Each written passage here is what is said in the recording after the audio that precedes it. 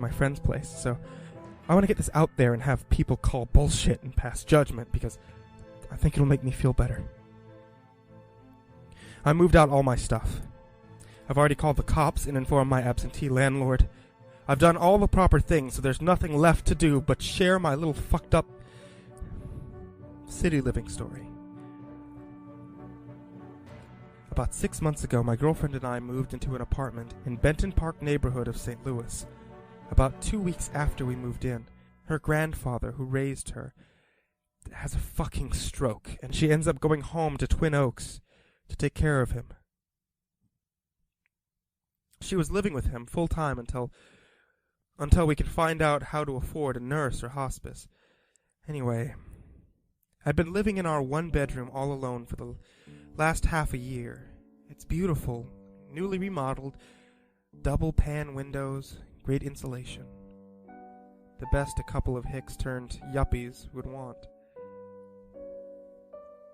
It's got a couple of weird things about it, and you'll see.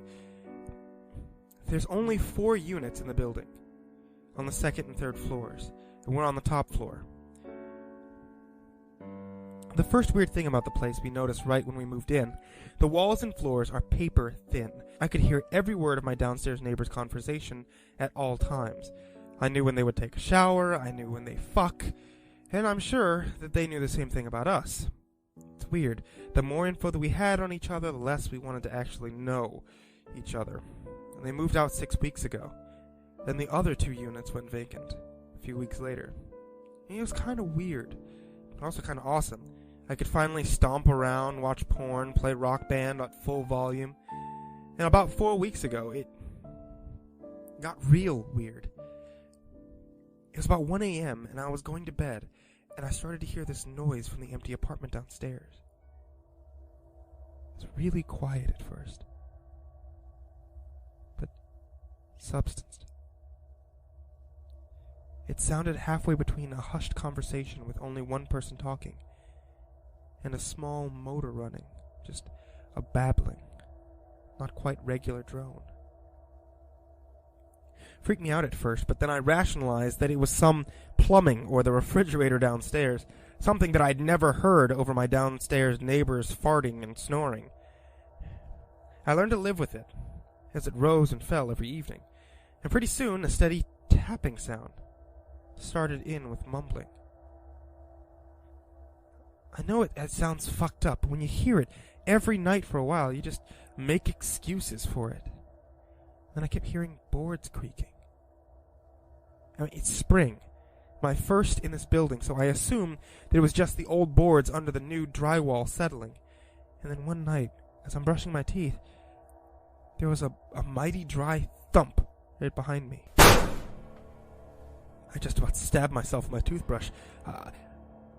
I stayed really still till I was sure there wasn't anyone in the house, and then I turned on all the lights. This is when I noticed the peculiarity in remodeling. On the other side of the bathroom where I hear the thump is the hall closet, and I open it up and switch on the light, expecting a box to have fallen off the shelves. But it's all gravy inside, and I tap on the wall between the closet and the bathroom. And it sounds oddly hollow. And I start to realize that the closet isn't as wide as I think it should be based on the bathroom. I pace it out with my feet, and then a tape measure just to confirm, and sure enough, there's about 30 inches of space between the 2 walls that I thought were adjacent. Again, rationalization time. Surely there isn't extra insulation there to keep the bathroom warm, or maybe walls are thicker than I imagined, because, fuck, I've never built a house. So, in this one thick wall, some huge fucking rat must have taken a tumble and freaked me out. Oh, okay, no big deal. I felt a lot better at the time. Even better when it was the first night in a while without the weird noise below me. So everything's fine. Until last Friday night. It's about 2 in the morning, and I'm home late from the bar, not as drunk as I want, and remembering that I left all my clean laundry in the dryer before I went out. One thing sticks out as I climb the stairs. The door to the apartment below me is closed. It's been open since the neighbors vacated. I got kind of used to seeing an empty mirror image of my place every time I walked past it. Maybe the landlord was showing it to the people today. Rationalize, rationalize, rationalize. I bag up a small load of laundry and climb down the back porch steps to the laundry room, which is really just part of the garage, but the staircase is on the outside of the building, and it gives each floor a little shared porch. I get down there and into the little room, and I start bagging up all my clothes into this big black duffel bag. 2 things you should know about me at this point. I turn off every light when I leave a room. My dad used to beat the shit out of me whenever the energy bill was a penny over the norm. And I also lock the door every time that I go through it. Hell, I even locked the back door when I went down to get my laundry. I start back up the stairs, and on the first flight I look up, straight to my bedroom window. The light is on, and there's a silhouette against the closed blinds. I pissed myself a little, and every hair on my neck snapped to fucking attention, and then the light goes out. It happened in less than a second. 10 seconds later, I'm still frozen in place and trying to figure out if I just saw what I think I saw. Rationalization lost out, thank fucking God, and I snuck down the stairs and out through the garage. I call a cab and stood across the street from the building, looking at my living room window. About 5 minutes before the cab shows up, the Venetian blinds parted slightly for a few seconds, like someone was looking down on me. Then nothing. I stayed at a hotel that weekend. Then a couple of buddies of mine came back with me on a Sunday to see how much stuff had been stolen.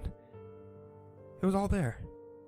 My laptop was still charging, my brand new plasma TV. The doors were locked. I moved it all out that afternoon while my friends were with me and I had the daylight on my side. I checked out the apartment below me. The downstairs closet had the same abnormally thick wall. Only someone had hammered through this wall. A big, round, jagged hole exposing the tiny crawl space between. And in this space, flat against the wall, was a cheap hardware store ladder leading up through the darkness to the space between the walls in my apartment. I don't know how he got into my apartment from there. Maybe through the heating vents in my ceiling. I don't give a shit. All I care about is never seeing that building again. I mailed my keys to the landlord, told the whole thing to a terminally disinterested cop, done my part, moving on, quit my shitty job, which might be the one good thing about this. I'm recording this at a friend's house, uploading it on his Wi-Fi. I'm going to take this convenient time to get the fuck out of Dodge and move in with my girlfriend and her grandpa. But he died 2 nights ago. Still think I'd like to head back into the country, but I guess this is like a clean slate for us. I haven't told her yet. I'm not sure if I will. I told her our landlord went apeshit and kicked me out. She already got issues with security, and I don't want to add to them, but I don't ever want to live in an apartment to hear people moving beneath my feet or on the other side of a wall. Never again.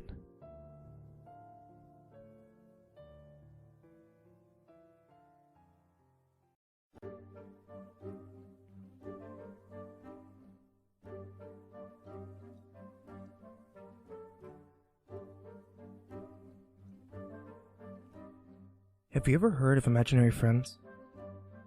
You know, those imaginary creatures the children would create to provide an artificial friendship for themselves. It's funny to think how real they could seem to a child when everyone knows it's just a figment of their imagination. It's almost as if they were real, except after a while, this friend dies down and you never hear about them again. usually because the child has lost interest or has just grown up. But even something so childish and friendly can have a dark side. You just never see it. When I was in 4th grade, I never had a lot of friends. Actually, I had no friends at all. Everyone just didn't like me. I tried making friends, but they would just turn me down for whatever reason. And every day, I would eat my lunches alone and spend my recesses sitting by a tree, watching how much fun everyone else was having. I specifically remember how bad I wanted that, to the point where it was just unbearable. After so many failed attempts of acquiring a friendship, I realized that it would be easier to just make one. The plan was foolproof, because this friend couldn't say no. I was a very creative child back then, so it wasn't hard for me to create an imaginary friend. And her name was Susan. She seemed to be around my age, and had straight blonde hair and freckles that pasted her cheekbones and nose, and she was so friendly. Well, that to me anyways. Because no one else knew about her. I spent every second of the day with her. She sat with me at lunch, and we would come up with stupid jokes about school and talk about how fat my teacher was, and during recess, we would play tag. And I guess no one noticed me talking to myself or running around the field alone. She even came home with me. Susan and I were best friends throughout the rest of elementary school.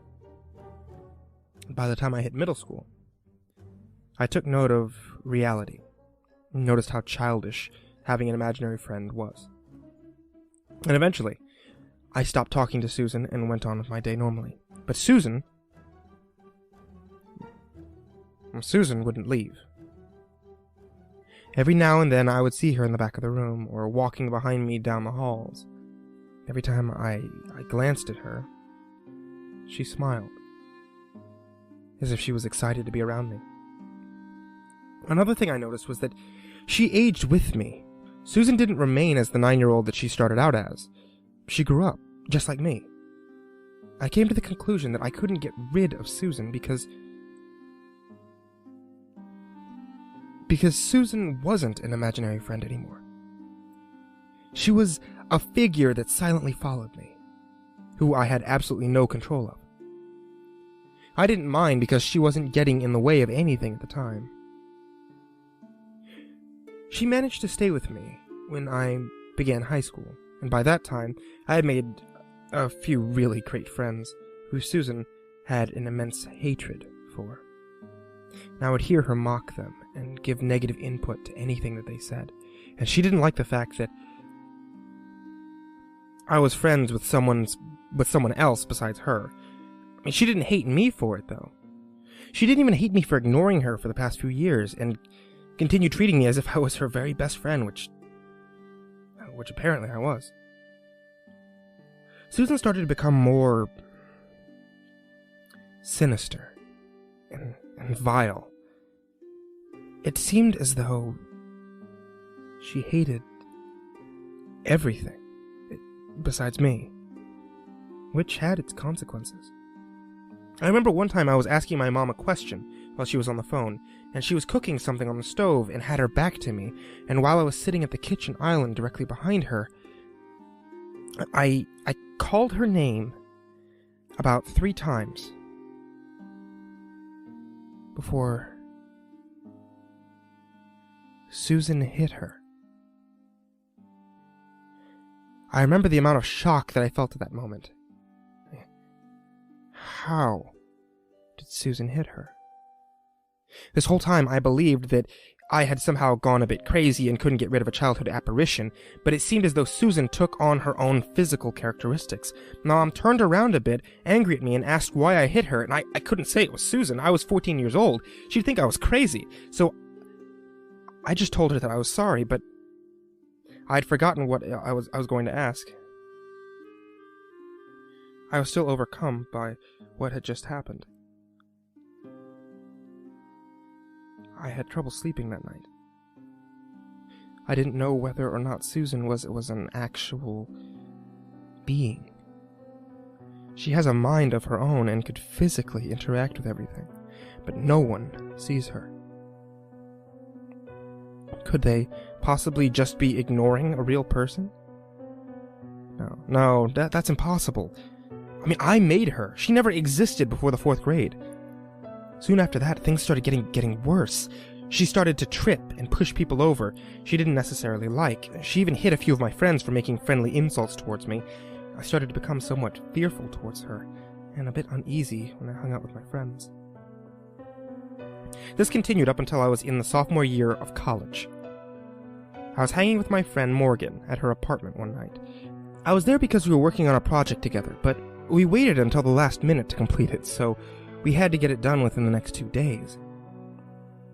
It was a fun night, and Susan was nowhere to be seen, so I wasn't as uneasy as I usually would be, considering that Morgan was my absolute best friend, who I trusted the most. I decided to tell her about Susan. It was kinda awkward telling her, because I've never told anyone before. That, and she wore this skeptical look on her face while I spoke. "What are you, insane or something?" she chuckled. I started to feel a little restless. I'm not insane. She's real. These things actually happened. You need to believe me. Look, whatever you're saying, I don't want to get into it. There's no way an imaginary friend can come to life. This isn't an R.L. Stine book. You need to get a grip on yourself, she said. I couldn't help but feel let down. I mean, my own best friend didn't believe me, when I know what I was saying was true. I left soon after that. Susan was still nowhere to be found, so I started to consider that I might actually be crazy. The next morning, I was awoken by 3 forceful knocks on the door. I wiped my eyes as I went to the door, and when I answered it, I was able to make out 2 policemen through my foggy vision. They told me that I was going to be taken in for questioning, and led me to the back of the police car. I had no idea what I was being questioned for, and I figured that it was just for a stolen item or something of that matter. I was horribly wrong. They told me that Morgan was killed last night. Apparently, her roommate found her bloodied corpse upon coming home later that night. And according to a few witnesses, I was the only one who was with her before that. I tried telling them about how I left and that I couldn't possibly be the one who killed her, considering that she was my best friend. And they pointed out that the only trace of another person was me, so it couldn't have been anyone else, and I know deep down in my gut, I knew it was Susan. I found myself in prison for life afterward. I saw Susan for the first time in a while after that, and I knew I couldn't ignore her anymore. "What are you?" I asked her. She chuckled, a big grin stretched across her face. "I'm you," she answered. I never spoke to her again after that, but she still remained by my side even in prison. Every day I tried to convince the guards that it was Susan, but they'd shrug it off. And soon they started giving me pills to cope with my insanity. I know I'm not insane. Susan exists, and she killed Morgan. It wasn't me. You have to believe me. It was Susan. She's real. She's not an imaginary friend. She's real. She's real. I know she is. She has to be. You believe me, right? Don't you? I've told you everything, so you have to believe me. You have to. I need to get out of here. I can't take it anymore. I don't know. I don't know how I'll escape. I might have to kill a few guards. I can't. But Susan can.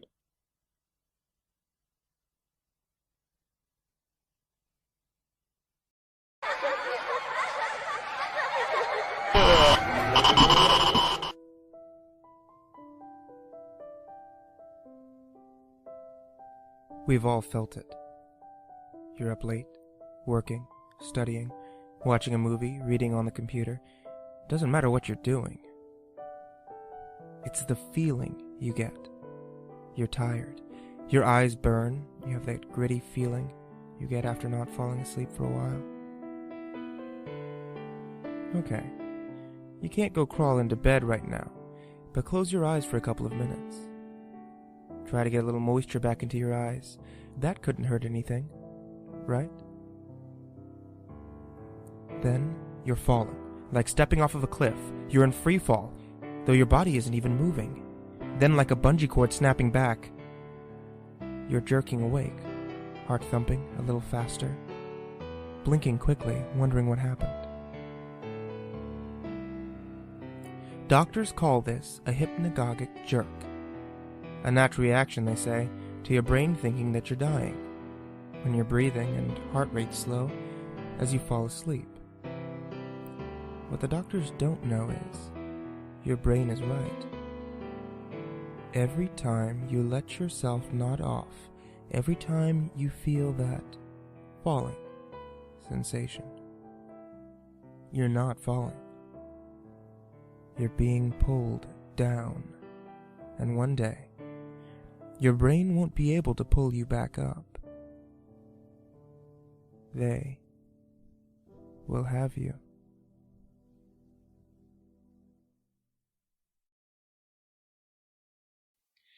May 26th, 2009. Hello, diary. My name is Daniel Franklin. I just got this leather-bound beauty of a book in a garage sale. Its covers are smooth and black, pages yellowed and antique in texture. No doubt a detail I'll become fond of as time goes on. Hell, I already like it. Gives the book a classical feel. Such a delightful thing, don't you agree? But I digress. Today was just full of ventures to break out of the rut into which my life had sunk. First I tried the new eatery on 8th. And then I bought this book at an old, out-of-the-way garage sale in Eatonton. Such a kind old woman selling them. Cookies she gave the buyers were just delicious. I may go back to get one, if not to acquire the recipe itself. Well, my cat, Bartolome, is keeping me company tonight, and I must cut this first, rather short entry to a close, and I hope to update this with my memoirs of my life many, many times. May 27th, 2009. Hello, diary. Daniel again. Today was boring as usual. Even my favorite book couldn't alleviate the cloud of boredom over my head. I started to find my best friend Mark to be a tad annoying. Mark is nothing special. Normal American family man from the suburbs. Is there anything wrong with me if I start to think some human beings are disposable? It earlier crossed my mind how uninteresting some of the robotic creatures I keep in my company really are. Ashley with her endless list of pet names for her latest boy toy. Stuart his mumbling about the paranormal, UFOs, and the like. Though his theories are interesting, they're still about the same thing every day. Is it really wrong to think that these beings are just packs of meat that shouldn't have been given a working brain? Death will be a mercy to them once they reach that faithful day.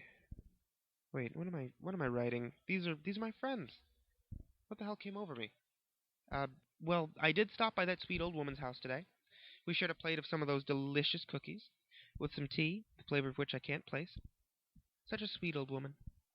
It's too bad much of her family is dead, or has forgotten about her. Her name is Susan Anderson, and her home is filled with so many curiosities from ages of old. It just fascinates me so. I must go back there again sometime. Well, I must pull this entry to a close.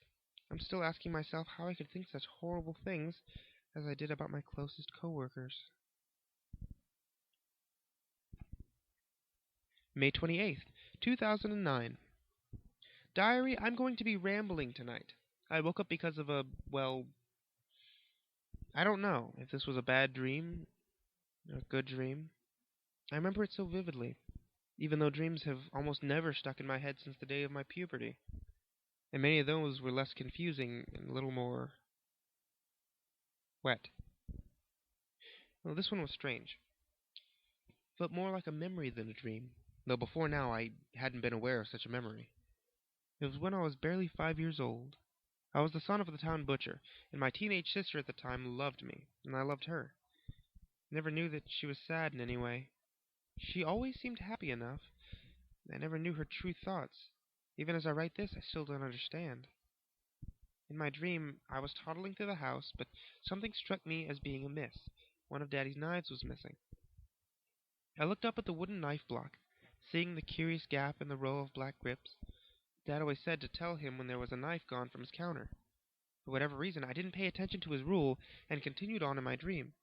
And suddenly, I was pushing my way into my sister's room.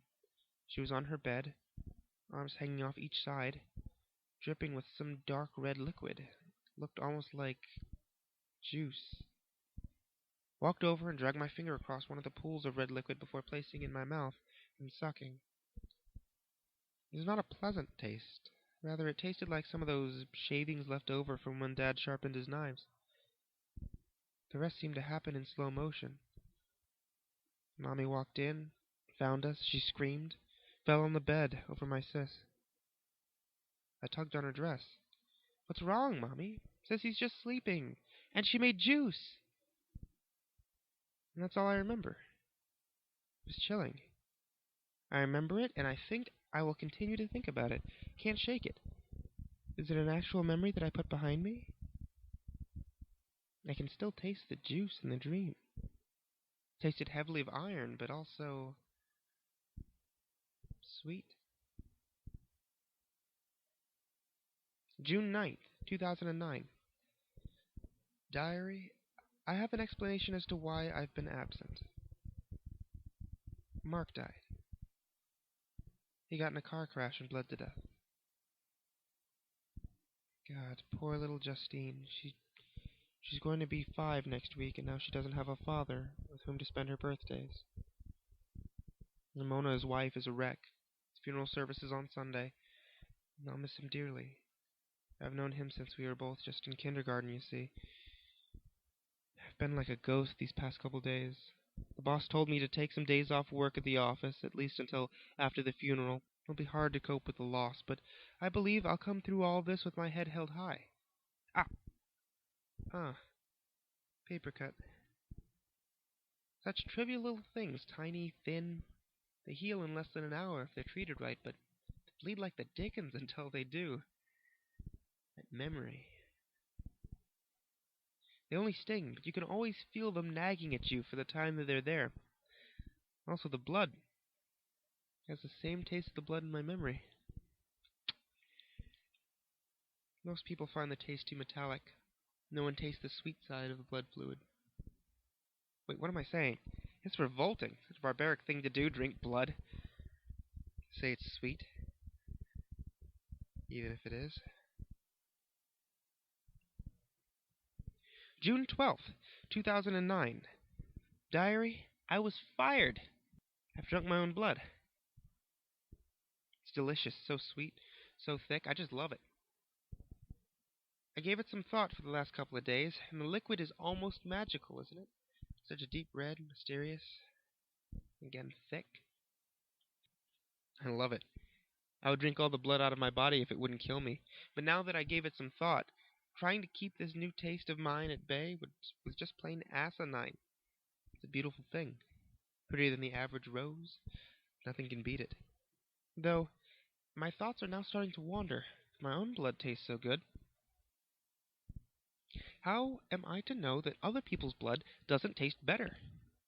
I must find out. Let the consequences not sway my hand. I will have my sweet elixir, my sparkling cider, my red wine. June 15th, 2009, 6 o'clock p.m. Tonight I will sample another's blood. It will be that sweet old Susan Anderson. She won't be missed anyway, so why not have her be my first? It'll be like a mercy to her, being so old and near death already. I bet her blood has aged like sweet, sweet wine. Bring my 2 closest friends with me. You see, Mark is coming along for the excursion into the night, along with my sweet sister Alexis. They understand and they support me. They know how sweet blood really is. They know that I need it. I crave it. My body yearns for it, yeah. With this knife and this glass, they will help me sample the selfishly unshared blood of Susan Anderson. 7:02 p.m. She welcomed me. She thinks I'm just here to share another cup of tea. She didn't even question the knife and the glass. Hell, she even put them on the cabinet, as if on display. Oh, well, I don't need a knife. I have this pen. And everybody says the pen is mightier than the sword. As I said, I will have her blood. But who says I can't have a little appetizer? Just simple little prick on the finger. That's all I need. Yes, simple, delicious. Just have more. Must have more. The finger is not enough for me anymore. It's just child's play now. Now, where should I cut to find more? Yes, of course. I've known the answer all along. That dream wasn't just a memory. It was telling the future. The veins and the arteries in my wrist will have the sweetest mixture. My sweet sister was just showing me where to find it. My word, this must be the nectar of the gods itself. Just so divine. Blood is the answer to all my prayers. Must have more. More. Sister is showing me the way.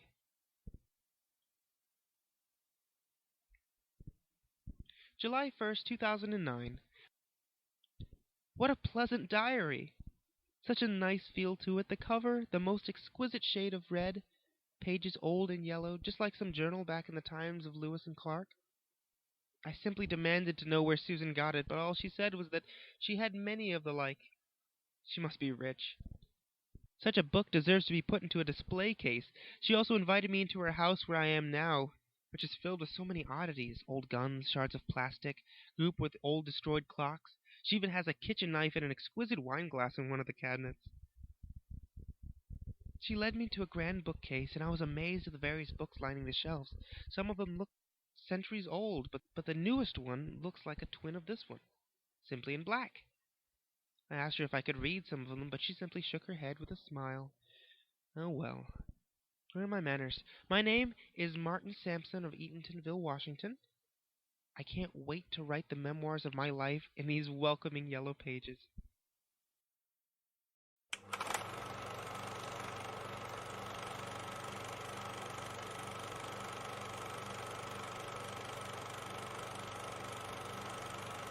I try not to think about the past much, but when spring turns to summer, I can't help myself.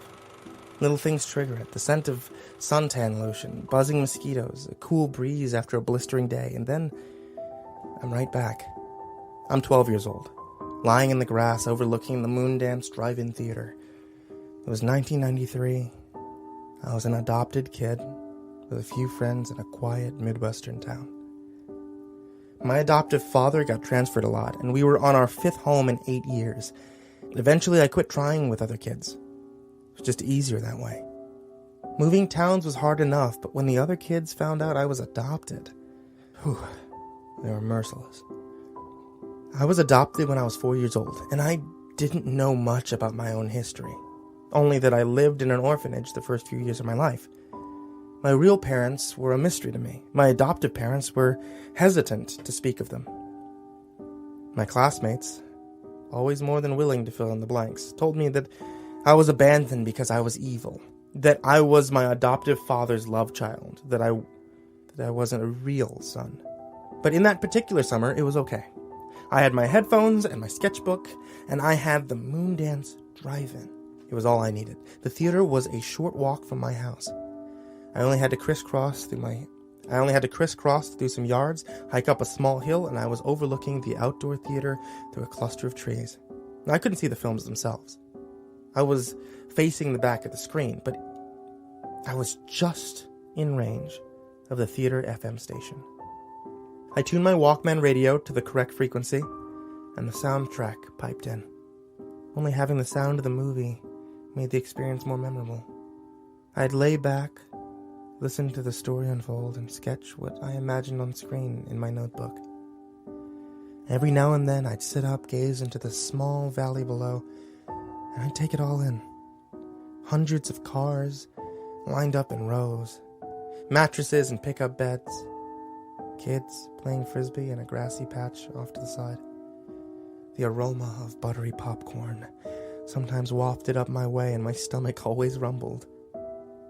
But I never went down there. I never actually saw the movies. I wasn't supposed to be there. And there was the chance that I'd be caught. My adoptive mother was very strict. If she knew I snuck out after dark, there was no telling what she'd do. For as long as I knew her, my mother was cold and distant. There was always something bubbling right below the surface, and I spent years just waiting for her to snap.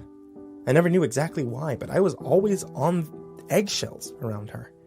The Moondance Drive-In was my escape. Jurassic Park was released in early June, and it was so popular it played every weekend for months on end. It was always the first film in a double bill, and I was there every Friday, sprawled out on sometimes damp grass, staring up at the stars, cheap foam covering my ears. It was my own private theater of sound. I got my routine down pat. Retire to my bedroom at dusk, stuff pillows under my blanket, slip out through my window around 9 p.m. I always made it to the top of the hill, right around the part of the movie when the grandkids arrived at the visitor center, and I'd stay through the end credits. Then I'd head down the hill, sneak through the same yards, climb back through my window. A perfect crime. There was something magical about Jurassic Park that always seemed to lift my spirits. The breakneck plot, the soaring score, the roars of the dinosaurs.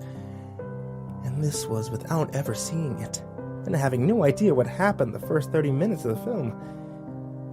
But it didn't matter. The experience is always thrilling.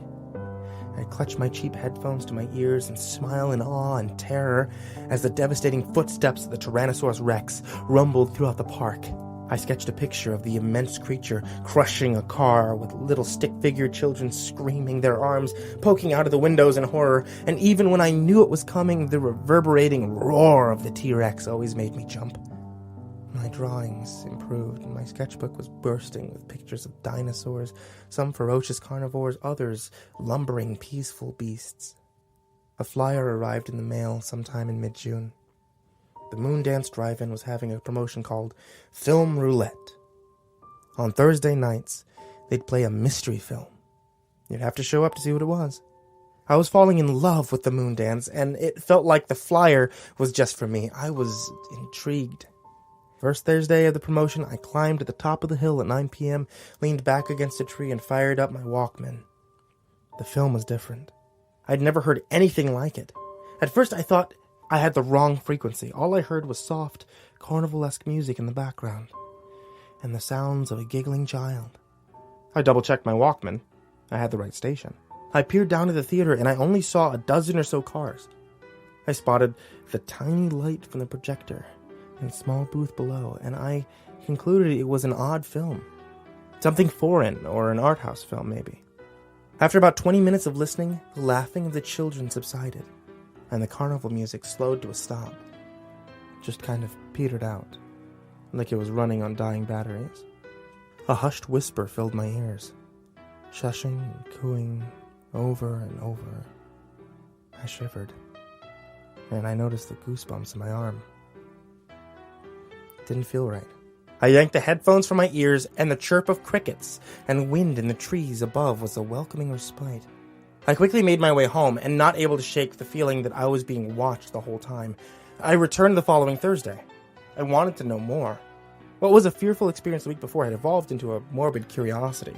I had cleansed my drive-in theater palate with another dose of Jurassic Park the previous Friday, and I was feeling courageous, inspired even.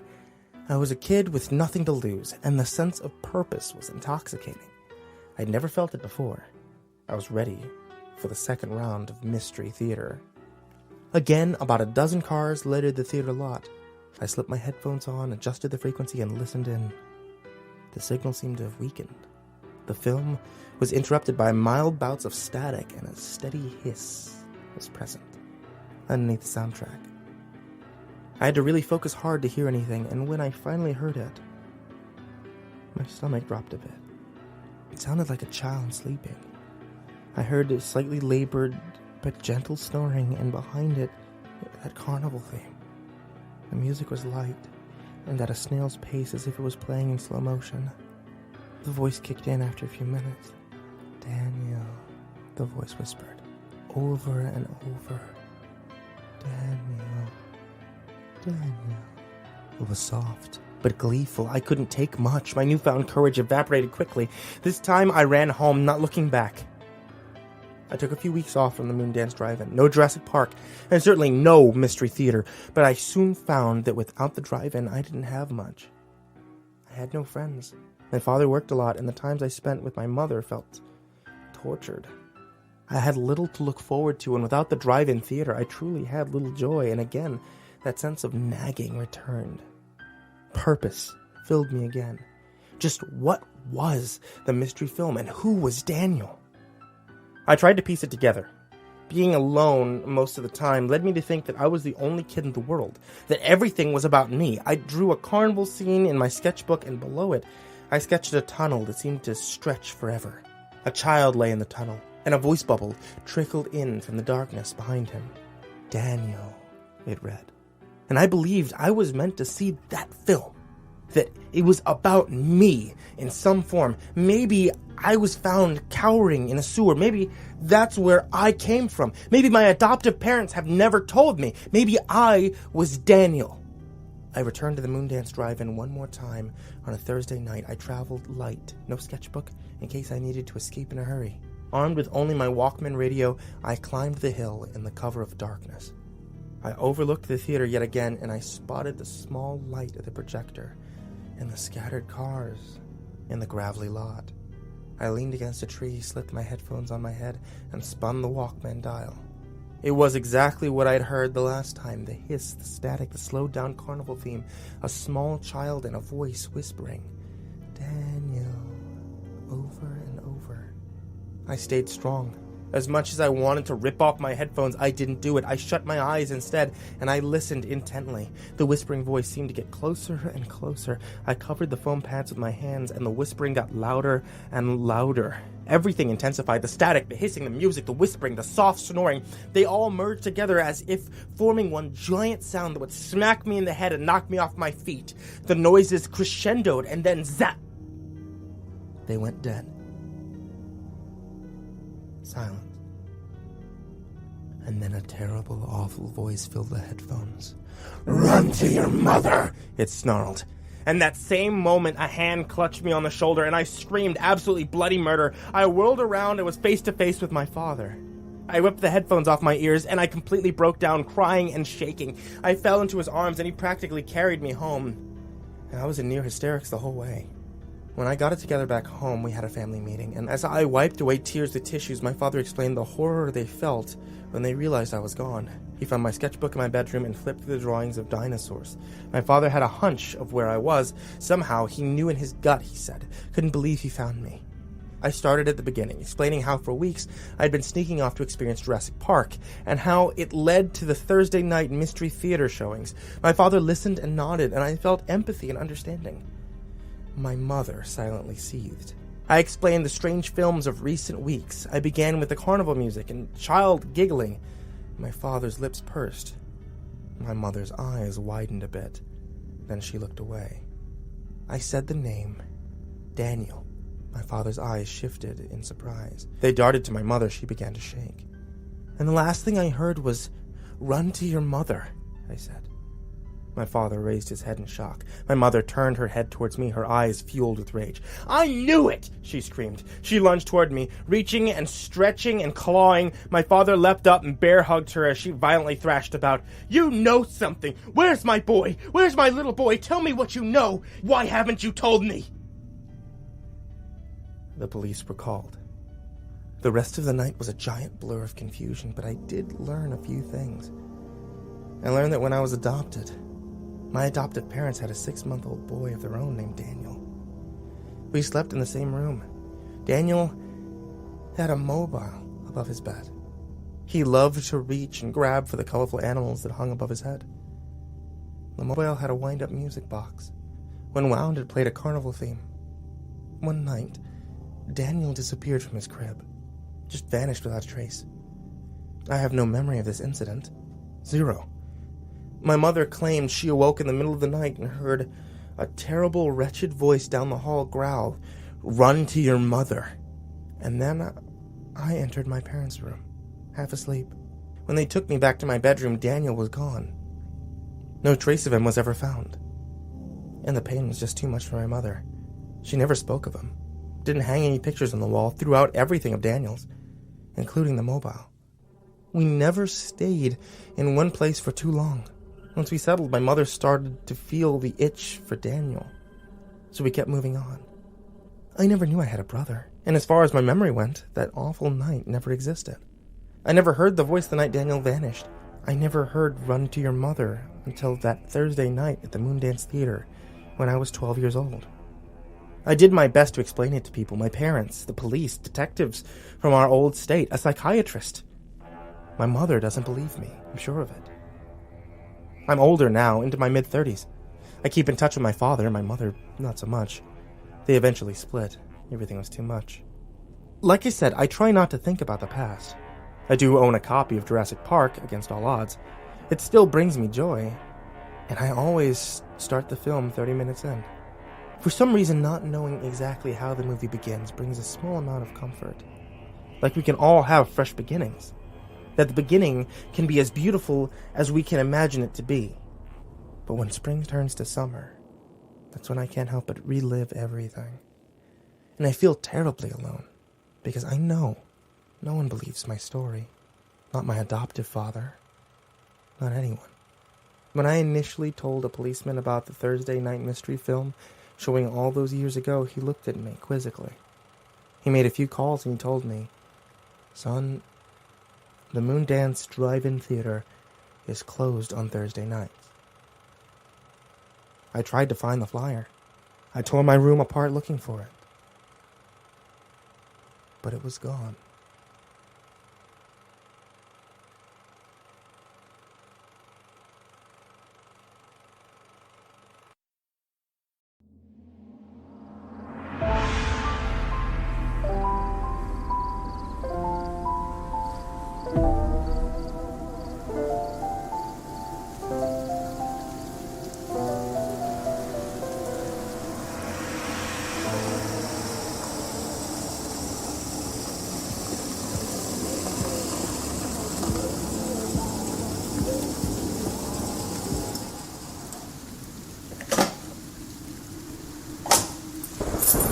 Oh, great.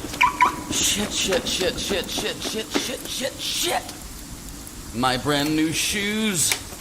Oh, god damn it. Fuck. I'm home. Tootsie? Tootsie? There you are. Hey, girl. Did you pee in the house?